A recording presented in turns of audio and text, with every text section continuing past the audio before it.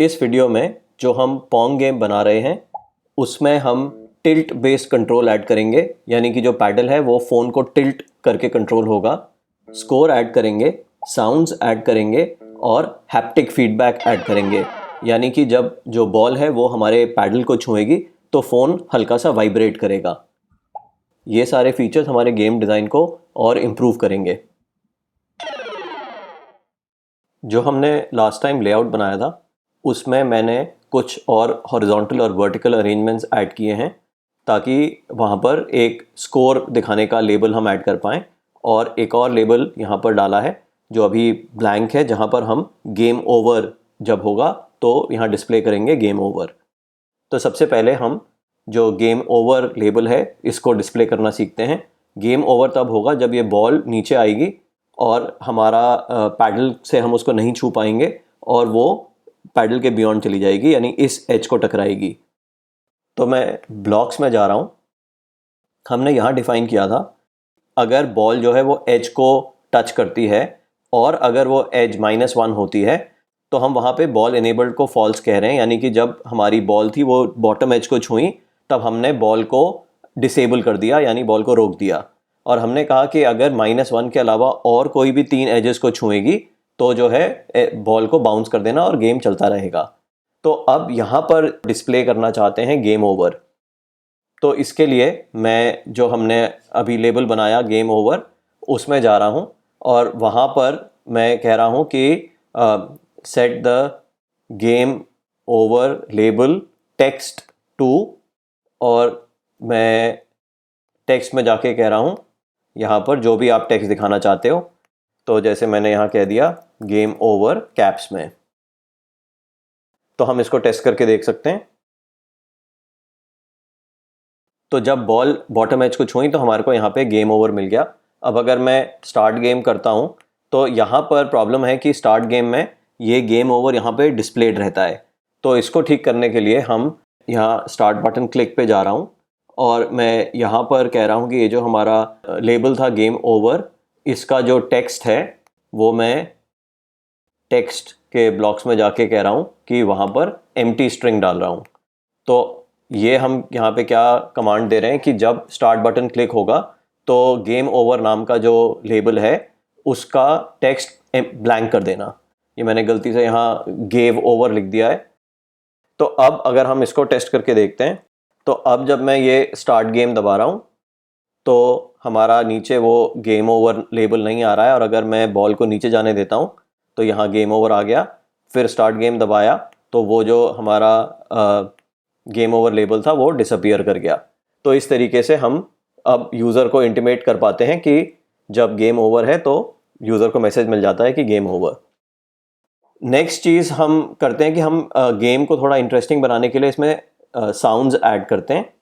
तो sounds add करने के लिए जो भी साउंड आप किसी इवेंट पे बजाना चाहते हैं, गेम ओवर हो या बॉल जब पैडल से टकराए या बॉल जब एज से टकराए, तो उन सब की साउंड्स आपको कहीं और किसी और साउंड एडिटर में क्रिएट करनी पड़ेंगी, या फिर ऑनलाइन जाके आप साउंड इफ़ेक्ट्स जो हैं वो डाउनलोड कर सकते हैं।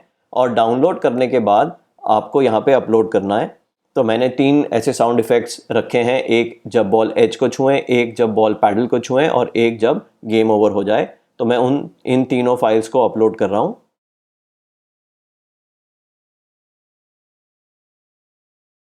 तो ये मेरी 3 फाइल यहाँ पे अपलोड हो गई। और अब मैं कंपोनेंट्स की ड्रॉअर में जाके मीडिया की ड्रॉअर खोल के यहाँ पे साउंड से रिलेटेड 2 हैं, एक प्लेयर है और एक साउंड है। अगर कोई लंबा साउंड प्ले करनी है जैसे कोई गाना, तब हमारे को ये प्लेयर चाहिए, पर यहाँ हम बहुत छोटे साउंड इफ़ेक्ट्स प्ले कर रहे हैं तो ये जो साउंड का कंपोनेंट है ये हमारे काम आएगा। तो ये साउंड का कंपोनेंट लेके अब मैं वापस ब्लॉक्स में जा रहा हूँ और यहाँ पर हमारे साउंड के कंपोनेंट में ये कमांड ला रहा हूँ सेट साउंड सोर्स टू। और सोर्स जो है उस वो जो भी हमने फाइल अपलोड करी है एग्जैक्टली उसका नाम है। तो वो जो जैसे फॉर एग्जांपल हमारी एक साउंड है पॉप की, पॉप साउंड है जब बॉल जो है वो बैट को हिट करेगी, तो उसका एग्जैक्ट जो टाइटल है वो है pop with a capital P .M4A। तो मैं यही एग्जैक्टली यहाँ लिख रहा हूँ। और दूसरा साउंड में ही हमारा एक कंपोनेंट है जो है कॉल साउंड प्ले। तो पहले हम साउंड सेट करते हैं, फिर हम साउंड जो भी हमने फाइल सिलेक्ट करी है उसको प्ले करते हैं। और ये जो पॉप की साउंड है ये हमें डालनी है जब कोलिजन होगा, यानी कि बॉल जो है वो हमारे पैडल से टकराई, तब हम ये साउंड प्ले करेंगे।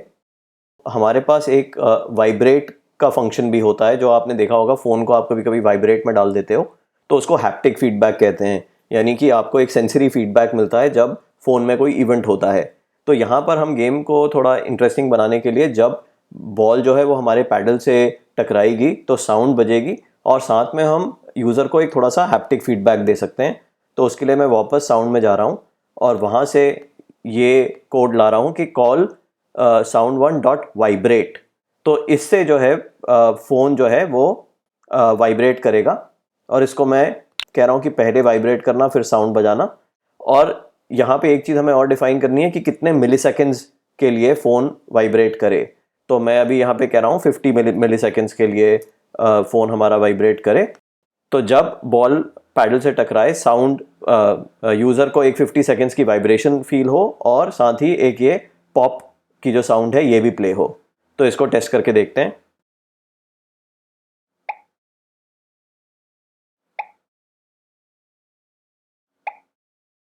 तो साउंड आपको सुनाई दी होगी, और जो वाइब्रेशन है वो मुझे फील हो रही है, हल्का सा फ़ोन जो है वो वाइब्रेट कर रहा है। तो ये गेम को थोड़ा और एंगेजिंग बना देते हैं ये फीचर्स। तो नेक्स्ट हम और साउंड्स ऐड करते हैं कि जब ये गेम ओवर हो तब भी कोई साउंड बजे, और जब बॉल जो है वो एजेस को टकराए other than the bottom edge तो भी एक साउंड बजे। तो इसके लिए वापस हम जा रहे हैं, और हम यही जो हमने यहाँ पे ये जो दो कमांड्स दी थी, set sound source to something and then play that sound, तो इसी को हमारे को 3 जगह पे रिपीट करना है।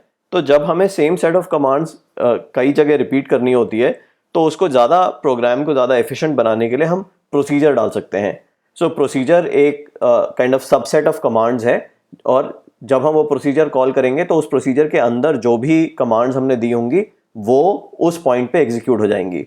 तो हम यहाँ पर प्रोसीजर बनाते हैं। तो मैं यहाँ पे डू प्रोसीजर कह रहा हूँ, यहाँ हमारे पास दो हैं, रिजल्ट और डू। मैं डू प्रोसीजर ला रहा हूँ, और यहाँ पे प्रोसीजर का हम नाम दे रहे हैं लेट्स से प्ले साउंड, और हम यहाँ पर ये कमांड इसके अंदर डाल रहे हैं, और हम यहाँ कह रहे हैं गियर दबाकर कि हम एक पैरामीटर या एक इनपुट डिफाइन कर रहे हैं अपने प्रोसीजर में, और इसका हम कुछ भी नाम रख सकते हैं। जैसे मैं यहाँ कह रहा हूँ सोर्स साउंड फाइल। तो हम यहाँ फिर हम ये गेट की कमांड यहाँ डाल रहे हैं। तो हम यहाँ पे ये जो प्रोसीजर बना रहे हैं ये क्या कह रहा है कि एक हमारा प्रोसीजर है जिसका नाम हमने दिया है प्ले साउंड, और प्ले साउंड क्या करेगा कि साउंड की जो भी सोर्स फाइल है वो जो भी हम डिफाइन करेंगे वो सोर्स फाइल आएगी, और फिर उसको प्ले कर दिया जाएगा। तो जहाँ हमने यहाँ से अभी हटाई थी ये दो कमांड्स, हम यहाँ पर अब ये प्रोसीजर डालना चाहते हैं। तो हम प्रोसीजर में वापस जा रहे हैं, और यहाँ पर हमारे पास अब ये एक नया ब्लॉक आ गया है जो कह रहा है प्ले साउंड प्रोसीजर। तो ये प्ले साउंड प्रोसीजर में अब हमारे को केवल ये जो हमारी फाइल थी ये हम डालेंगे, तो बाकी जो कमांड्स हैं वो यहाँ से इस प्रोसीजर को मिल जाएंगी। तो इसी तरीके से हम एक और जो हम बनाना चाहते थे साउंड, वो हमारी थी जब बॉल एज पे आती है। तो हम एक साउंड डालना चाहते हैं जब हमारा गेम ओवर हो, और एक साउंड हम डालना चाहते हैं जब बॉल कोई भी और एज छुए। तो इसके लिए यहाँ पर मैं इसी प्रोसीजर को डुप्लीकेट कर रहा हूँ, और जहाँ हमारा गेम ओवर है मैं ये डाल रहा हूँ, और अब हमारे को केवल यहाँ पे फाइल का नाम चेंज करना है। और हम यहाँ कौन सी फाइल प्ले करना चाहते हैं, अगर मैं वापस डिज़ाइनर में जाता हूँ तो एक है हमारे पास गेम ओवर डॉट M4A, जिसमें G और O जो हैं वो कैपिटल हैं। तो एग्जैक्टली हमें यही लिखना है। तो हम यहाँ पे इसका नाम चेंज कर रहे हैं, हम कह रहे हैं गेम ओवर डॉट M4A बजा देना। एंड फाइनली हम कह रहे हैं कि अगर कोई भी और एज हो तो वहाँ पर भी एक साउंड प्ले करना। तो मैं फिर ये प्रोसीजर को डुप्लीकेट करके यहाँ पे इस प्रोसीजर को फिर से कॉल कर रहा हूँ, और यहाँ पर हम क्या चाहते हैं, जो हमारी फाइल थी कॉल्ड hitside.m4a, H और S कैपिटल। तो मैं वापस ब्लॉक्स में जाके अब यहाँ कह रहा हूँ hitside.m4a। तो इस तरीके से हमने एक प्रोसीजर डिफाइन करके उस प्रोसीजर को हमने 3 पॉइंट्स पे कॉल किया और केवल उसका फाइल नेम बदल दिया। तो ये थोड़ा ज़्यादा एफिशिएंट तरीका होता है काम करने का प्रोसीजर्स बना के, जबकि एक ही सेट ऑफ कमांड जो है वो प्रोग्राम में अलग अलग पॉइंट्स पे रिपीट हो रही हो। तो अब हम इसको टेस्ट करके देखते हैं।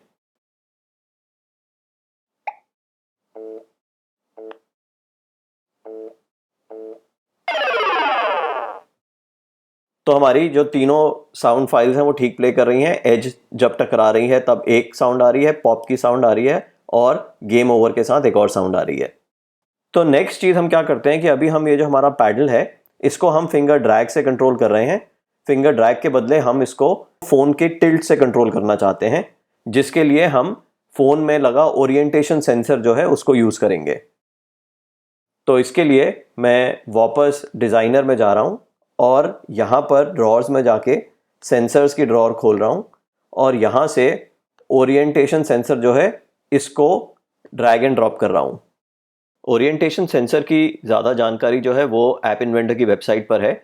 ओरिएंटेशन सेंसर, रोल, पिच और एजिमथ, ये 3 चीज़ें जो है इनकी वैल्यूज़ हमें बताता है और साथ ही प्रॉपर्टीज़ में और भी कई सारे फीचर्स हैं। अभी हम यहाँ पर जो रोल है हम इसको यूज़ करेंगे।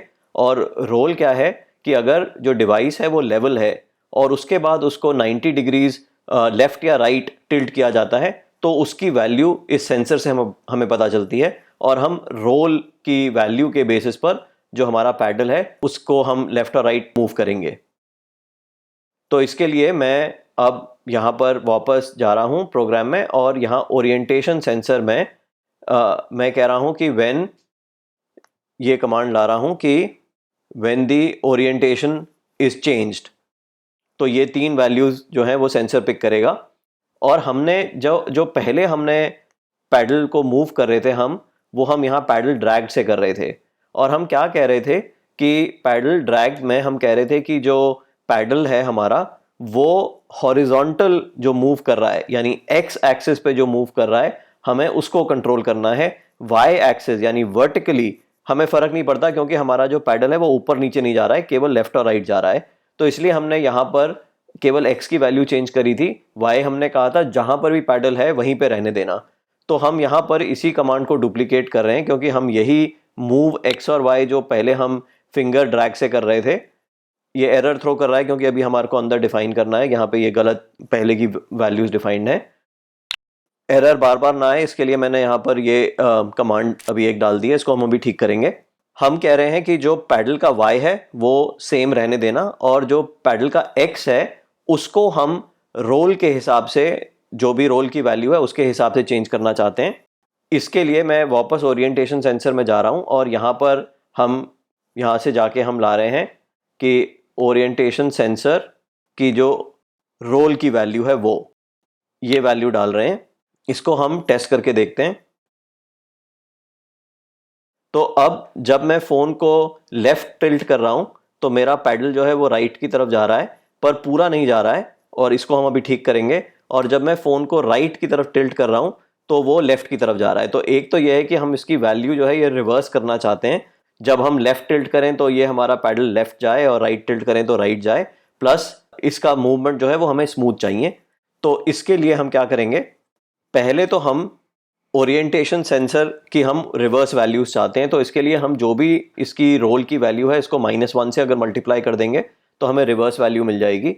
तो इसके लिए मल्टीप्लिकेशन का एक ब्लॉक ला रहा हूँ और इसको मैं मल्टीप्लाई कर रहा हूँ -1 से।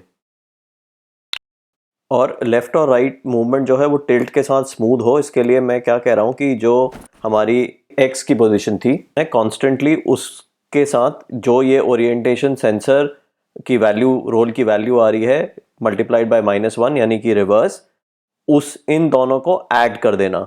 तो मैं एक फिर प्लस का ब्लॉक ला रहा हूँ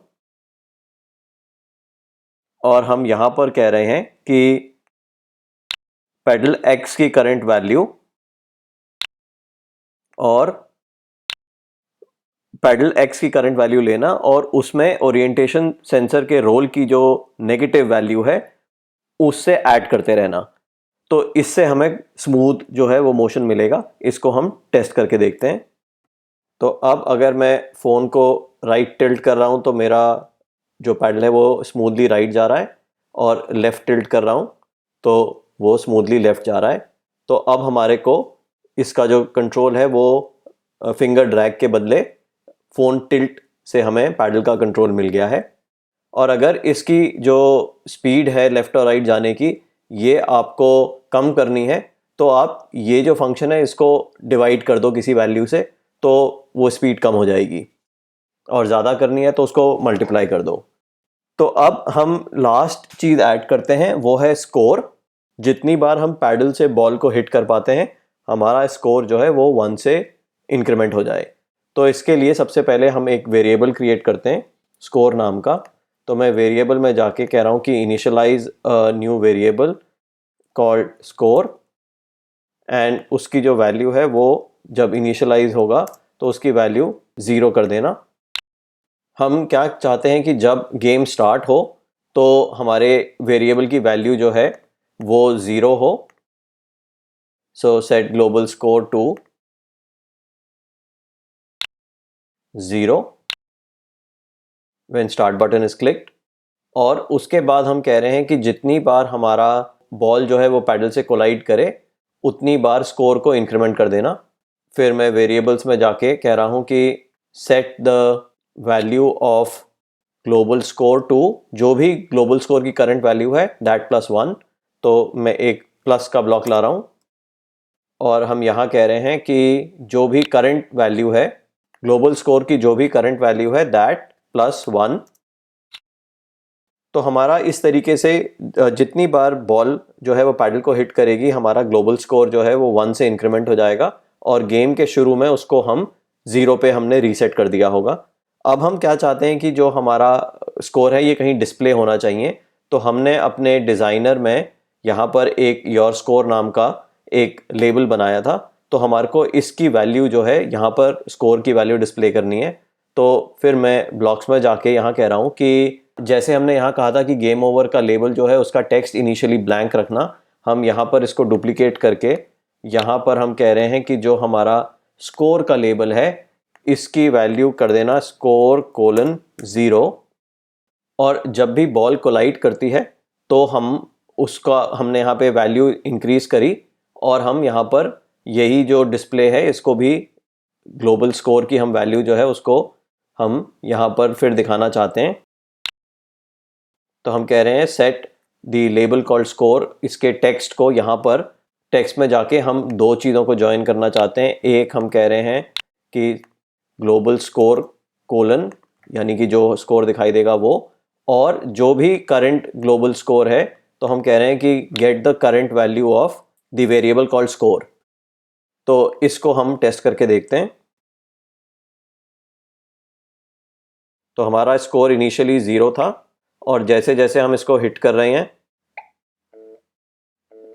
इसकी वैल्यू इंक्रीज हो रही है, और अगर हम गेम को रीसेट कर रहे हैं तो हमारा स्कोर वापस 0 हो जा रहा है। तो यहाँ पर एक फाइनल चीज़ हम सीखते हैं कि अभी हम स्कोर चला रहे हैं। अब अगर मान लो आपको किसी गेम में लेवल्स भी डालने हैं कि जब स्कोर एक सर्टेन वैल्यू से ऊपर चला जाए तब आप गेम की डिफ़िकल्टी बढ़ा देते हो। तो जैसे अगर हम यहाँ पे कहेंगे कि स्कोर जब अगर 5 से ऊपर होगा तो बॉल की स्पीड बढ़ा देना, फिर जब स्कोर 10 से ऊपर होगा तो बॉल की स्पीड और बढ़ा देना। तो ये अगर हम फाइनल चीज़ बना रहे हैं तो इसके लिए हम एक प्रोसीजर फिर से डिफ़ाइन करेंगे, और हम ये डू प्रोसीजर ला रहे हैं, और यहाँ पे जाके प्रोसीजर का नाम हम रख देते हैं मे बी लेवल अप। और यहाँ पर बेसिकली हम क्या चेक करना चाहते हैं कि स्कोर जो है, तो हम यहाँ पर एक इफ़ देन का स्टेटमेंट ला रहे हैं कि इफ़ जो हमारा वेरिएबल है called score, so if get the variable called global score, और हम यहाँ कह रहे हैं कि अगर ये score is greater than a certain value, so if greatest score is greater than, let's say हम यहाँ कह देते हैं 5, तो जब स्कोर 5 से ऊपर हो जाए तब हमने यहाँ पर इनिशियली हमने कहा था कि बॉल की जो स्पीड है, स्टार्ट बटन जब क्लिक होता है तो हमने बॉल की स्पीड 8 डिफाइन करी थी। तो हम यहाँ पर इसकी स्पीड बढ़ा सकते हैं। तो हम यहाँ कह रहे हैं कि अगर स्कोर 5 से ज़्यादा हो तो मे बी बॉल की स्पीड 12 कर देना। अब हम इसको कॉल करना चाहते हैं, तो जहाँ पर हम ये बॉल कोलाइडेड विद चेक कर रहे हैं, यहाँ पर हम फिर प्रोसीजर हमने डिफ़ाइन किया है। अब हमारे को वो प्रोसीजर कॉल करना है, तो हम कह रहे हैं यहाँ से इसको कॉल कर लेना। और अभी टेस्ट करने के लिए मैं इसकी वैल्यू थोड़ी चेंज कर रहा हूँ। मैं कह रहा हूँ कि अगर बॉल स्कोर जो है वो ग्रेटर देन 1 हो, यानी 2 हो जाए, तो बॉल की स्पीड चेंज करना। और मैं बॉल की स्पीड यहाँ बहुत बढ़ा रहा हूँ जस्ट टू शो यू।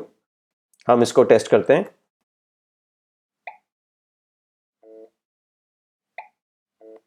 जैसे ही स्कोर की वैल्यू 1 से ऊपर उठी, बॉल इमीडिएटली बहुत फास्ट जाने लगी। मैं केवल ये दिखा रहा था कि जो प्रोसीजर हमने बनाया है वो काम कर रहा है। तो मैं इसकी वैल्यूज़ एक तो वापस ठीक कर रहा हूँ कि जब मोर देन 5 हो तो ग्रेजुअली स्पीड बढ़ाना, तो मे बी लेट्स से 12 कर देना। और यहीं पर आप मल्टीपल लेवल्स बना सकते हो। तो अगर मुझे मल्टीपल लेवल्स बनाने हैं तो मैं यहाँ पर एल्सिफ के स्टेटमेंट्स ऐड कर रहा हूँ। तो अभी हम यहाँ क्या कह रहे हैं कि अगर स्कोर जो है उसकी वैल्यू ग्रेटर देन 5 हो तो बॉल की स्पीड जो है उसको 12 कर देना।